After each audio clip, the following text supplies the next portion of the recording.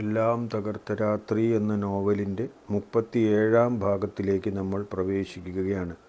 എല്ലാവരും മുഴുവനായും കേൾക്കാൻ ശ്രമിക്കണം കേട്ടോ. ഇഷ്ടമായെങ്കിൽ സബ്സ്ക്രൈബ് ചെയ്ത് ബെല്ലൈക്കണും കൂടി ആക്ടിവേറ്റ് ചെയ്തേക്കണം. ദിവസവും കഥയുടെ ഓരോ ഭാഗം നമുക്ക് കേൾക്കാമല്ലോ. എല്ലാവർക്കും നല്ല ഒരു ദിവസം ആശംസിക്കുന്നു. കിച്ചുവിനെ ആദ്യം പള്ളിമേടയിലേക്ക് കൊണ്ടുപോയ അച്ഛൻ അവിടെ നിന്നും സ്ഥലം മാറിപ്പോയപ്പോൾ പുതിയതായി വന്ന അച്ഛൻ അവനെ ഏറ്റെടുത്തു. അങ്ങനെ പല രക്ഷകർത്താക്കളുടെ കൂടെ വളർന്ന ഒരു മിടുക്കനായ കുട്ടിയായിരുന്നു കിച്ചു. അവനിപ്പോൾ 9-ാം ക്ലാസ്സിൽ പഠിക്കുന്നു. അവൻ്റെ സഹപാഠികളാണ് അനുവും സ്നേഹയുമൊക്കെ. പഠനത്തിൻ്റെ കാര്യത്തിൽ ഇവർ 3 പേരിലും മുൻപൻ കിച്ചു തന്നെയാണ്. അനുവും സ്നേഹയും അവനോട് പരമാവധി മത്സരിച്ച് നോക്കിയതാണ്. വിജയം അവസാനം അവന് തന്നെ. അവനിപ്പോൾ അനുവിനെ കാണുമ്പോഴും എന്തോ ഒരു പ്രത്യേക താല്പര്യം തോന്നിത്തുടങ്ങി. അവൾ ഇപ്പോൾ നല്ല സുന്ദരിയായിരിക്കുന്നു. നേരത്തെയൊന്നും അങ്ങനെ ഒരു പ്രത്യേകതയും ഇല്ലാതിരുന്നതാണ്. എന്നാൽ ഈ അടുത്ത കാലത്ത് അവളെ കാണുന്നത് പോലും മനസ്സിനെ വല്ലാതെ സന്തോഷിപ്പിക്കും. നേരെ നോക്കുമ്പോൾ അവൾ ഒരു പ്രത്യേക രീതിയിലാണോ ചിരിക്കുന്നത്? അതിനെന്തെങ്കിലും പ്രത്യേക അർത്ഥങ്ങളുണ്ടോ എന്നിങ്ങനെയൊക്കെ വെറുതെ ഇരിക്കുമ്പോൾ അവൻ ആലോചിക്കും. എന്നാൽ അങ്ങനെ ഒരു പ്രത്യേക ഇഷ്ടം തോന്നാനുള്ള കാരണം എന്താണെന്നോ അതിൻ്റെ പേര് എന്താണെന്നോ അവന് മനസ്സിലായിട്ടില്ല. അവൻ ആരോടും ചോദിച്ചിട്ടുമില്ല. അവൻ ഏത് കാര്യവും ചോദിക്കാറുള്ളത് അന്നുള്ള വികാരിയച്ഛനോടാണ്. അദ്ദേഹത്തോട് ഇത്തരം കാര്യങ്ങൾ ചോദിക്കാൻ പാടില്ലാത്തതാണ് എന്ന് അവന് കൃത്യമായി തന്നെ അറിയാം. സ്കൂളിൽ പോകുന്ന കാലം മുതൽ പെൺകുട്ടികളെ നോക്കുക പോലും ചെയ്യാൻ പാടില്ലെന്നാണ് അന്നൊക്കെയുള്ള അച്ഛന്മാർ പറഞ്ഞു കൊടുത്തിരുന്നത്. ഇപ്പോഴൊന്നും ആരും അങ്ങനെയൊന്നും പറയാറില്ല. എന്നാലും അവരാരും അതിനെ ഒന്നും പ്രോത്സാഹിപ്പിക്കുകയുമില്ല. തനിക്കാണെങ്കിൽ അവരുടെ സപ്പോർട്ടില്ലാതെ നിലനിൽക്കാനും കഴിയില്ല. അങ്ങനെ വരുമ്പോൾ അവർക്ക് പ്രിയങ്കരനായി ജീവിക്കുക എന്നതാണ് ഏറ്റവും അഭികാമ്യമായ നയം. കാര്യം ഇതൊക്കെ പറയുമെങ്കിലും അനുവിനെ കാണുമ്പോഴും അവളുടെ ചിരി കാണുമ്പോഴും കിച്ചു എല്ലാം മറന്നുപോകുന്നു. ഒരു ദിവസം അവളെ തന്നെ നോക്കിക്കൊണ്ട് നിന്ന കിച്ചുവിനോട് അനു ചോദിച്ചു, "നീ എൻ്റെ കൂടെ 1-ാം ക്ലാസ് മുതൽ പഠിക്കുന്നതല്ലേടാ? പിന്നെ ഇപ്പോൾ എന്താ ഒരു പ്രത്യേക നോട്ടം? കുറച്ച് ദിവസമായി ഞാൻ ശ്രദ്ധിക്കുന്നു. കാര്യം എന്താണെന്ന് വെച്ചാൽ പറ ചെറുക്ക." "എന്ത് പ്രത്യേക നോട്ടമെന്നാണ് നീ പറയുന്നത്? നിന്നെ ഞാൻ അങ്ങനെ വല്ലതും നോക്കേണ്ട ആവശ്യമുണ്ടോ? അന്നു മുതലേ കൂടെ പഠിക്കുന്നു. ഇപ്പോഴും അങ്ങനെ തന്നെ. 1 കൊല്ലം കൂടിയേ ഉള്ളല്ലോ എന്നൊരു വിഷമം മാത്രമുണ്ട്." അതിനവൻ വിഷമിക്കേണ്ട കാര്യം എന്താണുള്ളത്? തങ്ങൾ തമ്മിൽ ഒരു ബന്ധവുമില്ല. എൻ്റെ ആങ്ങളെയോ ബന്ധുവോ ഒന്നുമല്ല അവൻ. പിന്നെ എന്തിനാ അവൻ വിഷമിക്കുന്നത് എന്ന് തനിക്ക് മനസ്സിലാകുന്നില്ല. എന്താണേലും ഒരു കാര്യം സത്യമാണ് കേട്ടോ. ഈ അടുത്ത കാലത്തായി താനും അവനെ പ്രത്യേകം ശ്രദ്ധിക്കുന്നുണ്ട്. എന്താണ് തങ്ങളെ 2 പേരെയും പരസ്പരം ശ്രദ്ധിപ്പിക്കുന്ന ഘടകമെന്ന് അവൾക്കും പിടികിട്ടിയിട്ടില്ല. സ്നേഹയോട് ചോദിച്ചു നോക്കാം എന്നവൾ വിചാരിച്ചു. അവൾക്കും മിക്കവാറും ഒരറിവും ഉണ്ടായിരിക്കില്ല. ചോദിച്ചാൽ അവൾ കൂടി അറിയും എന്നത് മാത്രമായിരിക്കും അതിൻ്റെ ഏക മെച്ചം.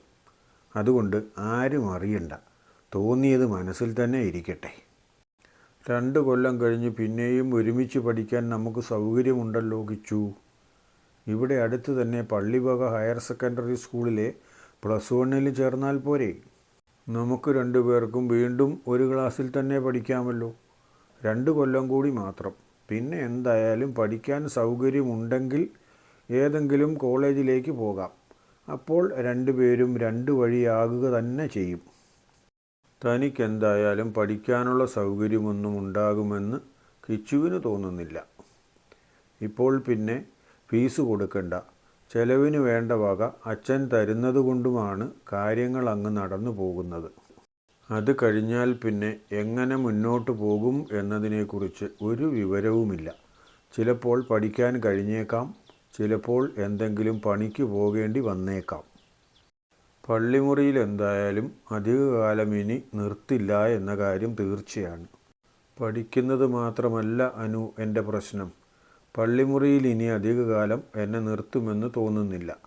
ആരെങ്കിലും അവരുടെ വീട്ടിലേക്ക് ഏറ്റെടുത്തിരുന്നെങ്കിൽ നല്ലതായിരുന്നു എന്ന് ഇതിനു മുൻപത്തെ അച്ഛൻ്റെ കാലം മുതൽ പറയുന്നതാ. ആരെയെങ്കിലും കിട്ടിയാൽ എന്നെ അവരുടെ തലയിൽ കെട്ടിയേൽപ്പിക്കും. ഒന്നുമല്ലെങ്കിലും തീരെ കൊച്ചിലേ മുതൽ ഇത്രയും കാലം എന്നെ വളർത്തിക്കൊണ്ടുവന്നില്ലേ, അത് തന്നെ ഒരു പുണ്യപ്രവൃത്തിയല്ലേ. പള്ളിമേടയിൽ നിന്നിറങ്ങിയാൽ ഞങ്ങൾ താമസിക്കുന്ന സ്ഥലത്തേക്ക് പോരടാ. അവിടെ പല പ്രായക്കാരായ ആളുകളുണ്ട്. അവർക്ക് നമ്മളെപ്പോലുള്ളവർ ചെല്ലുന്നത് കൂടുതൽ ഇഷ്ടമാണ്. എന്തെങ്കിലുമൊക്കെ പണിയെടുത്ത് സഹായിക്കാൻ കഴിയുമല്ലോ. മാത്രവുമല്ല, പഠിക്കുന്ന കുട്ടികളെ സഹായിക്കാൻ പലരും അവർക്ക് സഹായം കൊടുക്കുന്നുണ്ട്. അതുകൊണ്ട് നമ്മളെ പഠിപ്പിക്കുകയും ചെയ്യും. ഏതേലും കാരണവശാൽ പള്ളിമേടയിൽ നിന്നിറങ്ങേണ്ടി വന്നാൽ നീ ധൈര്യമായി അങ്ങോട്ട് പോരെ. നിനക്ക് വേണ്ടി ഞാൻ ചോദിച്ചു വെക്കണോ, അതോ അച്ഛനെ കൊണ്ട് ചോദിപ്പിക്കുന്നോ? അനു പറഞ്ഞതുപോലെ അങ്ങോട്ട് പോകാൻ കഴിയുമായിരുന്നെങ്കിൽ ഇവളെ ദിവസവും കാണുകയെങ്കിലും ചെയ്യാമായിരുന്നു. ഒരുമിച്ച് താമസിക്കാം, ഒരുമിച്ച് എന്തെങ്കിലുമൊക്കെ ജോലി ചെയ്യാം, ഒരുമിച്ച് പഠിക്കുകയും ചെയ്യാം. അച്ഛന്മാരുടെ കൂടെ താമസിച്ചതാണെങ്കിലും അച്ഛനാകാൻ പഠിക്കാനുള്ള താല്പര്യം തനിക്ക് തീരെയില്ല. ഇത്രകാലം അച്ഛന്മാരുടെ കൂടെ താമസിച്ചതാണെങ്കിലും നിനക്ക് സെമിനാരിയിൽ പോകാനൊന്നും ഒരു താല്പര്യവുമില്ലേടാ. അങ്ങനെ പോകാനാണെങ്കിൽ 2 കൊല്ലം കഴിഞ്ഞാൽ നിനക്ക് സെമിനാരിയിൽ പോകാമല്ലോ. നീ ഒരു വൈദികനായി കഴിഞ്ഞിട്ട് നിന്നെക്കൊണ്ട് കല്യാണം ആശീർവദിപ്പിക്കാം എന്ന് വിചാരിച്ചിട്ട് നടപ്പില്ല അല്ലേ. ഞാനിനി അഥവാ അച്ഛനാകാൻ പഠിക്കാൻ പോയാലും അത് കഴിഞ്ഞ് ഞാൻ വന്ന് ആശീർവദിക്കുന്ന കാലമാവുമ്പോഴേക്കും നീ മൂത്ത് നരച്ച് മൂക്കിൽ പല്ല് കിളുക്കും. പിന്നെ ആരെങ്കിലും നിന്നെ കെട്ടിയിട്ട് വേണ്ടേ. അതുകൊണ്ട് ഞാൻ അച്ഛനായാലും ഇല്ലെങ്കിലും അതിനൊന്നും നീ കാത്തു നിൽക്കേണ്ട. അല്ലെങ്കിലും ഞാൻ അച്ഛനാകാൻ പോകുന്നുമില്ല. അച്ഛനാകാൻ പോകുന്നില്ലെങ്കിൽ പിന്നെ ഇവൻ കുടുംബസ്ഥനാകാനാണല്ലോ ഉദ്ദേശിക്കുന്നത്. ഇത് രണ്ടുമല്ലാതെ ഒരു സ്ഥിതി ഇല്ലല്ലോ. എന്നോട് ഇവൻ എന്തെങ്കിലും പ്രത്യേക അടുപ്പം കാണും. തനിക്ക് കുറേ കാലമായി ഇവനോടുമുണ്ടല്ലോ അങ്ങനെ എന്തോ ഒന്ന്. ഇവൻ്റെ ആ മേൽമീശ കുരുത്തു വരുന്നത് കാണുമ്പോൾ കൊതി തോന്നും. അവന് കൊതി തോന്നാൻ അങ്ങനെ എന്തെങ്കിലും തൻ്റെ ദേഹത്തും കാണുമായിരിക്കും. ആർക്കറിയാം ഇതിൻ്റെയൊക്കെ യഥാർത്ഥ ഗുട്ടൻസ്. എന്തായാലും അവനെ കാണുന്നതും അവനോട് സംസാരിക്കുന്നതും ഒരു പ്രത്യേക അനുഭൂതിയാണ് തനിക്ക് തരുന്നത് എന്നത് അനുവിന് അന്ന് മനസ്സിലായി. 9ാം ക്ലാസ്സിലെ പരീക്ഷയും കഴിഞ്ഞു. അവധിക്കാലമായി. കൂട്ടുകാർ എല്ലാവരും ഓരോരോ പദ്ധതികളുമായി അടിച്ചു പൊളിച്ചു നടക്കുന്നു. അങ്ങനെ പ്രത്യേകതകളൊന്നുമില്ലാതെ പള്ളിമേടയിൽ കിച്ചുവും അനാഥാലയത്തിൽ അനുവും സ്നേഹയുമൊക്കെ കഴിഞ്ഞു പോകുന്നു. അപ്പനും അമ്മയും ഇല്ലാത്ത അനാഥർക്ക് എന്ത് അടിപൊളി.